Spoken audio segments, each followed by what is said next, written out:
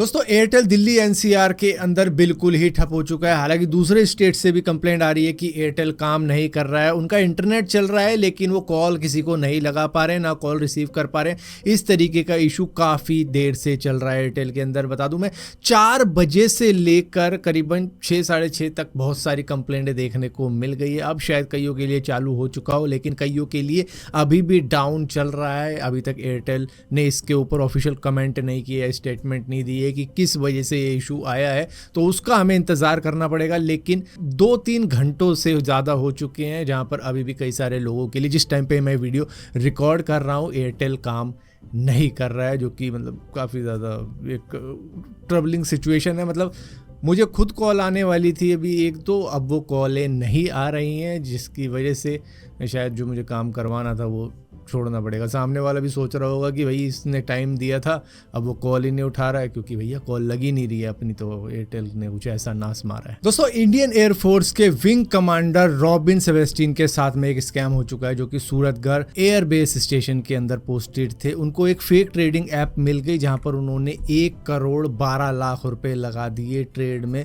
कमाई के चक्कर में कि इससे मेरे को पैसा बन रहा है। तो मतलब बन रहा था, एक्चुअली में पैसा दिखने को बन रहा था, लेकिन वो सिर्फ दिखने में बनता है, वैसे नहीं बनता है। और ये पैसे लगाते लगाते 1 करोड़ 12 लाख रुपए लुटा गए हैं अपनी कमाई के, जिसके बाद में इन्होंने complaint national crime reporting portal के ऊपर करी, जिससे कि 7 लाख रुपए तो करीबन होल्ड के ऊपर लग गए, लेकिन बाकी के पैसे अभी भी पता नहीं है कहां पर हैं, जिसको अब इन्वेस्टिगेट किया जाएगा। अब आम लोगों के साथ में होता है तो भैया उनके पैसे पता नहीं किस तरीके से रिकवर होते हैं या होते नहीं है, लेकिन इंडियन एयरफोर्स विंग कमांडर के साथ में ऐसा हुआ है, तो अब देखने को मिलेगा कि क्या वो पैसे रिकवर होंगे या नहीं होंगे। दोस्तों इंडिया के हाथ में लग चुका है एक बहुत ही तगड़ा जैकपॉट। दरअसल 10 से 20 मैट्रिक टन गोल्ड फाउंड हुआ है कुछ रीजन के अंदर उड़ीसा के, जैसे कि देवगढ़ हो गया, क्युंझार हो गया, सुंदरगढ़ हो गया, नबरंगपुर हो गया, अंगुल हो गया, कोरापुट हो गया। तो इन जगहों के ऊपर काफी ज्यादा गोल्ड मिल चुका है, जहां पर इंडिया की जो डिपेंडेंसी है, जो कि करीबन 700-800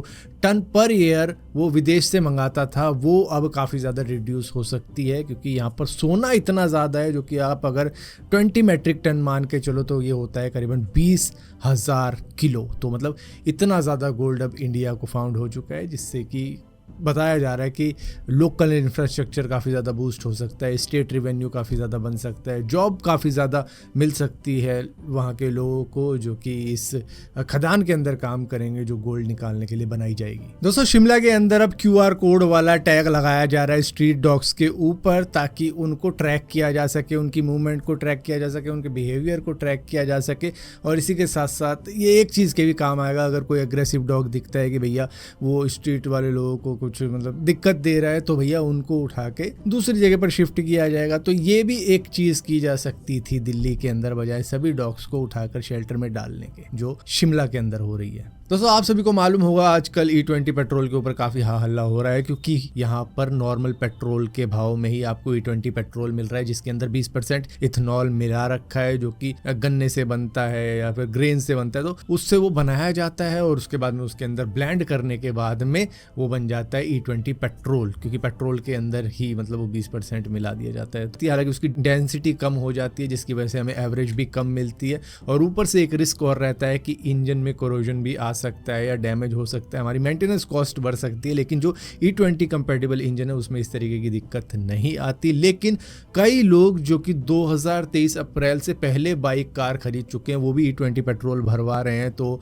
उनके साथ में ये दिक्कत हो सकती है। तो यहाँ पर गवर्नमेंट कहती है कि भाई इससे कोई भी दिक्कत नहीं आएगी, लेकिन नीति आयोग की एक रिपोर्ट के अंदर पाया गया था कि भैया E20 पेट्रोल की वजह से दिक्कत आती है पुराने व्हीकल्स के अंदर, जो कि E20 कंपैटिबल नहीं है। ऊपर से इंश्योरेंस कंपनी भी ये कहती है कि E20 पेट्रोल से हुए डैमेज को, जो इंजन डैमेज होगा, उसका हम कोई भी क्लेम नहीं देंगे। तो ये एक और बवाल है। लेकिन यहाँ पर नीति आयोग की रिपोर्ट के अंदर ये भी कहा गया था 2021 में कि जब हम इथेनॉल को मिलाएंगे 20% तो पेट्रोल के प्राइस नॉर्मल प्राइसेस से काफ़ी ज़्यादा रिड्यूस हो जाएंगे। अब वो आर्टिकल आपको कहीं मिलेगा भी नहीं। कंज्यूमर को ना तो E20 पेट्रोल सस्ता मिल रहा है, जो कि पहले के वक्त में मैंने भरवाया था करीबन 74 रुपये का भरवाया था। मैंने एक्चुअली मैं बाइक ही ये सोच के ली थी कि मैं थोड़ा वेट करके लूँगा, E20 कंपैटिबल बाइक आ जाएगी, जिसकी वजह से मुझे पेट्रोल भी सस्ता मिलेगा और को 94 का मिलेगा, मुझे 74 का मिलेगा। लेकिन अब वो मार्जिन भी ख़त्म कर दिया है, क्योंकि नॉर्मल पेट्रोल ही एक्चुअली में E20 का मिल रहा है हमको, हम कोई भी भरवाएं E20 पेट्रोल ही उसके अंदर निकल रहा है, और ऊपर से वो मिल भी उसी रेगुलर रेट पे रहा है जिस पे हम पेट्रोल खरीदते थे। तो यहाँ पर एक तरीके से कंज्यूमर के साथ में हो रहा है बहुत बड़ा धोखा, कि ना तो उसको इंजन की सेफ्टी मिल रही है इंश्योरेंस की तरफ से, और ना उसको सस्ता पेट्रोल मिल रहा है जो E20 का एक्चुअली में सस्ता होता है, क्योंकि उसके अंदर हम 20% इथेनॉल मिला रहे हैं। ऊपर से हमें 5 से 7% एवरेज भी कम मिलती है। मतलब अगर हम 100 किलोमीटर जा रहे हैं 1 लीटर में, तो मतलब कि हम 95 ही जा पाएंगे इस पेट्रोल की वजह से, क्योंकि उससे हमारी माइलेज भी कम होगी। लेकिन अब देखो वहीं पे ले आए हैं हमको, भैया 94 रुपये का भरवाना पड़ रहा है, और नॉर्मली है, मतलब किसी ने लगाया ही नहीं बोर्ड। मैं ढूंढता रहता था कि भैया E20 पेट्रोल कहाँ मिलेगा, E20 पेट्रोल मिलेगा। सभी पेट्रोल पंप पे भाई E20 मिल रहा है, वो बिना बताए मिल रहा है। जो 74 रुपये का था वो अब 94 रुपये में बिक रहा है। तो मतलब इससे तो पता नहीं क्या ही गवर्नमेंट क्या कर रही है, फ़ायदा कर रही है खैर अपना, बिना किसी को बताए। और ऊपर से माइलेज हमको कम मिलती है भैया, 5 से 7% की माइलेज कम मिलती है। मतलब कि अगर 1 लीटर में कोई व्हीकल 100 किलोमीटर जा रहा है, तो अब वो 97 या 92 के करीब में ही जा पा रहा है, या 93 के करीब में जा पा रहा है। तो उसको 7 किलोमीटर की जो रेंज है वो अब घट चुकी है, क्योंकि E20 पेट्रोल के अंदर एनर्जी कम होती है। ऊपर से प्राइस सेम मिल रहा है, तो भैया कंज्यूमर का ये भी कोई फायदा नहीं हो रहा। तो सब पॉपुलर यूट्यूबर खान सर, जिनका असली नाम फैजल खान है, उन्होंने बिहार के अंदर कई सारे डायलिसिस सेंटर ओपन करने का तय किया है, और इसी के साथ साथ उसके लिए मशीन जर्मनी से इम्पोर्ट की जा रही है, जो कि काफ़ी ज़्यादा एडवांस मशीन है। यहाँ पर कॉस्ट काफ़ी ज़्यादा मिनिमल रखी जाएगी, जहाँ पर एक पेशेंट को 50,000 रुपये महीने खर्च करवाने पड़ते हैं डायलिसिस के लिए, उसके लिए काफ़ी ज़्यादा राहत भरा रहेगा बिहार के अंदर। और इसी के साथ साथ कई सारे ब्लड बैंक भी खोलने का तय किया है, जहां पर जैपनीज टेक्नोलॉजी का भी ये यूज करने वाले हैं। ब्लड बैंक को नवरात्रों में ओपन कर देंगे, जो पहला नवरात्रा होगा, जहां पर किसी को अगर इमरजेंसी में ब्लड की जरूरत होगी तो उसको वहां से मिल सकेगी। और इसी के साथ साथ फ्यूचर प्लान ये है कि दिवाली तक ये एक प्राइवेट हॉस्पिटल जैसे ट्रीटमेंट गवर्नमेंट रेट पर देने का तय कर रहे हैं। और इसी के साथ साथ डायलिसिस सेंटर ये करवा चौथ के वक्त में ओपन करने का तय कर रहे हैं, जहां पर जर्मनी से मशीन्स मंगवाई गई है। तो ये एक अच्छा इनिशिएटिव लिया है इन्होंने, मतलब काफी ज्यादा लोग इनको मानते हैं और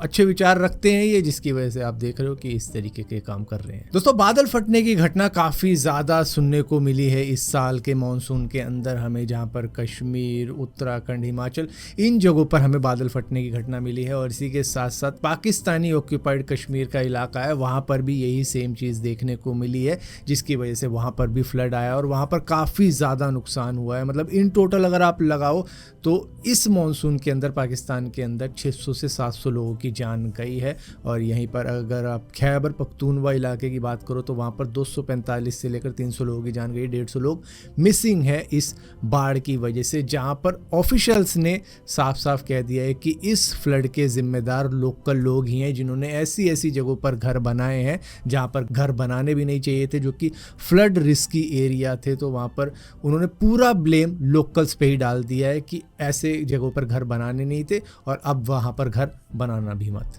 और इस स्टेटमेंट की वजह से वहाँ पर लोकल लोगों से काफ़ी ज़्यादा क्रिटिसिज्म झेलना पड़ रहा है गवर्नमेंट को। मतलब कि डिज़ास्टर मैनेजमेंट और रेस्क्यू टीम वगैरह को जो जिम्मेदारी लेनी चाहिए थी, वो सारा ब्लेम उन्होंने विक्टिम्स पे ही डाल दिया है कि तुम्हारी ही गलती है। अब यहाँ पर देखो, इंडिया के अंदर भी हुई है, कई सारी चीज़ें हुई हैं जहाँ पर जो ऑफिशियल्स को पहले चीज़ें बतानी चाहिए थी वो शायद नहीं बता पाए और लोकल लोग हटे भी नहीं अपनी जगहों से। हालांकि धराली विलेज के अंदर शायद इंफॉर्मेशन पहले चली गई थी, लेकिन फिर भी बहुत कम लोग थे जो कि उस जगह से हटे थे, जबकि काफ़ी सारे लोग ऊपर चले गए थे और वो वीडियो भी बना रहे थे उस इंसिडेंट की।